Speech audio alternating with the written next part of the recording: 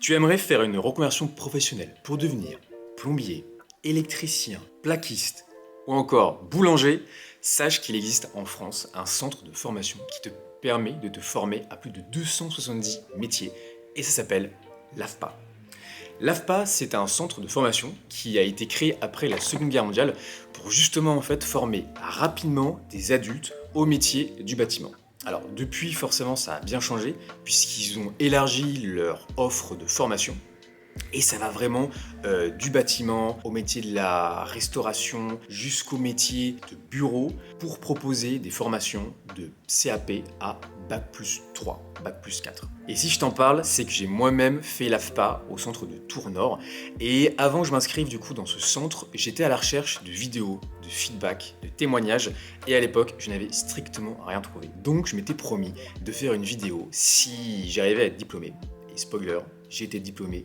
Je vais donc te partager mon expérience par rapport à la formation ITS, donc installateur thermique et sanitaire, en gros plombier chauffagiste. Mais je pense que mon retour d'expérience, il peut être transposable aux autres formations et aux autres corps de métier, en tout cas valables au centre AFPA de Tours-Nord. Donc pour la formation ITS, cette formation, elle est proposée en deux formats. En gros, tu peux la faire en 7 mois, on va appeler ça le parcours initial. Ça représente environ 948 heures de formation. Et sur ces 7 mois, tu vas mélanger théorie, pratique, en atelier, en centre, mais aussi 2 fois 3 semaines de stage en entreprise. À côté de cette formation initiale, tu peux aussi faire la formation en apprentissage. Donc, c'est personnellement ce que j'ai fait. Où cette fois-ci, tu vas faire 3 semaines en entreprise et 1 semaine en centre, pour une période environ de 1 an. Pour te donner une idée de ce que propose l'AFPA, il faut imaginer l'AFPA un peu comme une auto-école. À savoir que forcément, en 7 mois de formation, tu vas apprendre les bases. Au même titre que lorsque tu as appris à conduire, t'étais pas le meilleur des pilotes. On a juste fait en sorte que tu ne sois pas un danger ambulant sur la route en t'apprenant les bases sur une vingtaine d'heures. Et bah l'AFPA, c'est pareil. Globalement, on va t'apprendre les bases. Tu pourras aller sur des chantiers sans faire trop de dégâts, mais pour autant, le vrai apprentissage de la plomberie, il se fait sur le terrain et sur les chantiers. Les notions que tu vas voir à l'AFPA en ITS couvrent la plomberie et le chauffage. Mais globalement, le focus en termes d'heures passées porte surtout sur la plomberie. Globalement, à la sortie de l'AFPA, tu vas être plutôt un plombier qu'un chauffagiste, dans le sens où tu seras capable de réaliser une installation complète en plomberie. Tu pourras par exemple raccorder aussi un circuit de chauffage, mais par exemple, on ne va pas t'apprendre à faire l'entretien d'une chaudière, ni, en tout cas en ITS, ni la pose réelle d'une chaudière. Tu vas pouvoir le voir de manière théorique, mais en tout cas en pratique, tu ne le verras pas. Donc je dirais globalement, le focus, c'est quand même 60-70% plomberie et 30% chauffage. À l'AFPA, pour la partie plomberie chauffage, l'acquisition de connaissances, elle se fait par 3 moyens. Le premier, tu auras bien sûr un prof dédié. Le deuxième moyen, ça va être l'apprentissage en ligne. En gros, l'AFPA a créé une plateforme qui s'appelle Métis, où en fait énormément de ressources, de documents, de vidéos sont présents dessus. Et le prof en fait va vous laisser du temps libre pour aller sur cette plateforme et apprendre en autonomie. Et le troisième moyen, bien sûr, pour apprendre, c'est la partie pratique en atelier, où vous aurez plusieurs sessions, généralement une par semaine, en atelier où le prof vous donne un schéma avec une pièce à réaliser et tu as une journée, 2 journées pour le faire. Là où l'expérience de l'AFPA elle va dépendre en fait de chaque centre, c'est la répartition en fait du temps sur ces 3 modes d'apprentissage. Globalement, nous, à Tours-Nord, ce qu'on a vu, sachant que j'étais en alternance, le temps de cours avec le professeur, c'était environ 20% du temps. Et après, on va dire qu'on passait 40% du temps derrière notre ordinateur pour apprendre en autonomie. Et les 40 autres pourcents, c'était de l'atelier.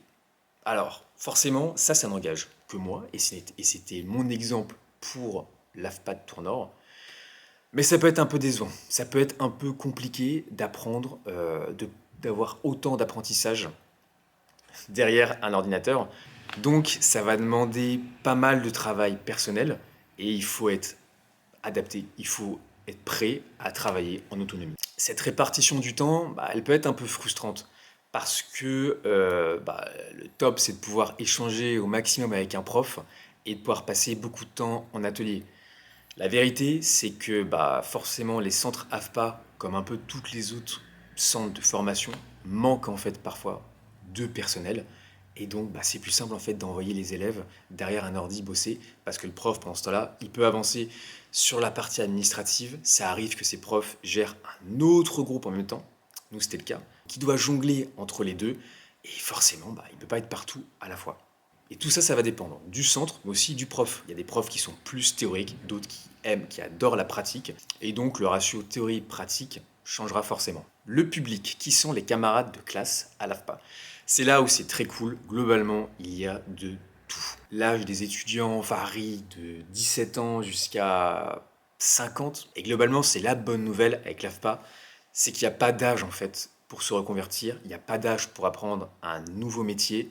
Et la bonne nouvelle de toute cette diversité, c'est que tu vas pouvoir apprendre beaucoup de choses de ces gens-là. Du fait qu'il y aura des anciens banquiers, des anciens assureurs, des anciens profs, des anciens plaquistes, des mecs du bâtiment qui parfois ont fait un petit peu de plomberie, tu vas pouvoir partager en fait ton expérience avec la leur et généralement ça donne des super choses, notamment pour la partie en atelier. On se rend compte rapidement qu'en fait il y a différence de niveau, pareil, il y a des personnes qui apprennent plus rapidement que d'autres.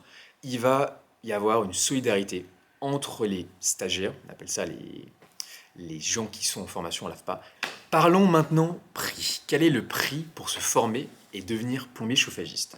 Alors, le prix officiel de la formation, il est de 11 396 euros. Je te rassure, presque personne ne paye ce prix-là. Pour la bonne raison que la France est un pays généreux et que via nos impôts, plusieurs dispositifs peuvent te permettre de financer en partie ou en totalité la formation. À savoir, bien sûr, Pôle emploi, la région et le CPF. Si tu as envie de faire une reconversion, n'hésite pas à aller voir directement ces financeurs. L'AFPA sera bien sûr l'interlocuteur privilégié pour t'aider à naviguer parmi tous ces dispositifs. Mais parmi les stagiaires que j'ai rencontrés à l'AFPA, quasiment tout le monde se fait financer sa formation, soit en totalité, soit en partie. L'autre possibilité pour avoir une formation offerte plus être payé, c'est ce que j'ai fait, c'est bien sûr la formation en apprentissage. C'était vraiment royal, 3 semaines en entreprise, 1 semaine à l'école. L'entreprise paye l'AFPA et à côté de ça, j'avais un salaire de 1 800 euros du fait que j'avais plus de 29 ans. Cette somme, elle est nette d'impôts. Que rajouter de plus? On pense souvent que se former en apprentissage, c'est réservé aux moins de 20 ans. Pas du tout. À tout âge, vous pouvez faire un apprentissage. Si vous avez moins de 29 ans ou moins de 30 ans, vous pouvez faire un contrat d'apprentissage. Et si vous avez plus de 30 ans, ce sera un contrat de professionnalisation. Et ça vous permet d'apprendre le métier beaucoup plus rapidement parce que vous êtes quasiment 70% du temps en fait en entreprise au contact de pros qui vous transmettent le savoir. Quelle est la réputation de la formation AFPA? Et comme je vous parlais de l'auto-école, il faut bien comprendre qu'en 7 mois, on voit les bases. Et que le gros de l'apprentissage, il va se faire en fait en entreprise. Donc si vous êtes en initiale, vous aurez 2 périodes de 3 semaines pour commencer un peu à appréhender comment se passe un chantier en réalité. Mais le plus gros de l'apprentissage, il va se faire pendant votre première année de salarié après l'AFPA. En termes d'employabilité, le diplôme qu'on a après l'AFPA, c'est un titre professionnel. C'est-à-dire qu'on a un diplôme qui certifie qu'on sait faire certaines tâches concrètes en plomberie et en chauffage. Mais forcément, sur le marché du travail, on n'est pas favori. La voie royale et les profils les plus recherchés en tant que plombier, ce sont ceux en fait qui ont fait 2 ans de CAP, généralement plomberie, après 1 an de CAP en tant que chauffagiste. Et il faut bien comprendre que quand on sort de l'AFPA, on a quoi? On a 7 mois de plomberie versus des jeunes ou des moins jeunes qui ont en fait 3 ans de théorie et de pratique en centre et en entreprise. Forcément, quand vous allez toquer aux portes, vous allez trouver du travail. Mais il faut comprendre que votre CV, sur la pile, ceux qui auront fait leurs 2 CAP, forcément passeront avant vous, parce qu'ils ont plus d'expérience que vous. Mais pour autant, si on part un peu des favoris sur la liste des CV, en tant que reconverti pro, notre grande carte à jouer, c'est en fait nos expériences passées. C'est de dire, ok, on a peut-être que 7 mois ou 1 an d'expérience en plomberie, mais avant, j'étais prof, j'étais banquier, j'étais commercial. Et en fait, tout ça, ça m'a donné de l'expérience, des savoir-faire, des savoir-être que je vais pouvoir mettre dans l'entreprise. Donc, quel est mon bilan par rapport à l'AFPA? Eh bien, l'AFPA, globalement, à défaut d'avoir mieux, eh ben, on y va. La formation est correcte, c'est rapide. En principe, on ne la paye pas, ou en tout cas, on ne la paye pas trop cher.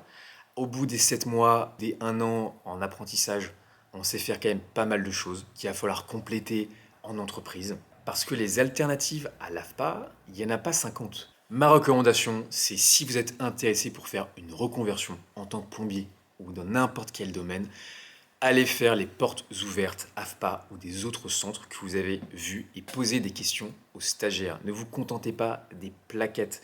Comme je vous le disais, chaque centre a ses profs, a ses manières de fonctionner, a son matériel disponible, a des locaux plus ou moins bien entretenus. Et ça, la plaquette, elle ne vous le dit pas. Rendez-vous sur place, posez des questions non pas aux professeurs mais aux stagiaires, aux élèves que vous trouvez sur place. Quel est le matériel? Est-ce qu'il y a assez de matériel disponible pour les élèves? Quelle est justement la répartition du temps en classe, derrière les ordis, au niveau de la pratique? À très vite!